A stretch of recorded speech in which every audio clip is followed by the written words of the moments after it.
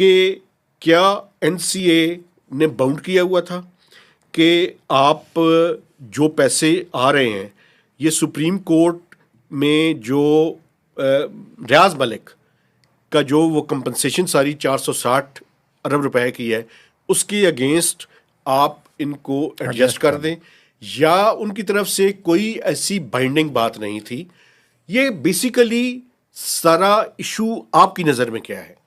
دیکھیں یہ تو فیصلے میں بھی کچھ لوگ اب شیئر کر رہے ہیں، یہ ایک پیرا لکھا ہوا ہے جی، کہ جس میں یہ کہا گیا ہے کہ سپریم کورٹ کا حوالہ دیا گیا ہے کہ یہ رقم سپریم کورٹ میں جانا تھی، تو وہ سپریم کورٹ میں ہی چلی گئی.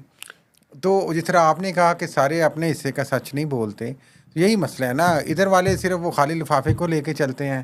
خالی لفافہ جو منظور ہوا تھا سیلڈ اینڈ ویلپ، یعنی کہ وہ سوال تو ہے نا.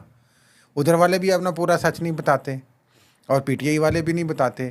لیکن یہ چاہے جو بھی ہو، مقصد یہ ہے کہ جو نواز شریف کو سزا ہوئی تھی مہتاب صاحب، اس میں بھی کون سی کوئی جسٹیفائڈ سزا تھی؟ وہ ٹھہرے، اصل میں اس میں ایشو ہے نا، اگر ایگریمنٹ کے تحت وہ پیسے جانے ہی سپریم کورٹ کے اس اکاؤنٹ کے اندر تھے، اس کے اگینسٹ جو ریاض ملک صاحب پہ جرمانہ ہوا تھا، تو عمران خان نے یہ فیصلہ کر کے کیا غلطی کی تھی؟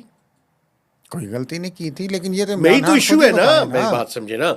حکومت کیا کہہ رہی ہے؟ حکومت یہ کہہ رہی ہے، اور حکومت کے جو زعماء ہیں وہ یہ کہہ رہی ہیں کہ عمران خان صاحب نے کابینہ کے سامنے وہ بات رکھی نہیں، اور ریاض ملک کا جو ال گاٹن منی ہے وہ ایک ریاض ملک کے ساتھ ایک ان کی بات چیت ہوئی، اور اس بات چیت کے بعد انہوں نے اس کو ایڈجسٹ کر دیا.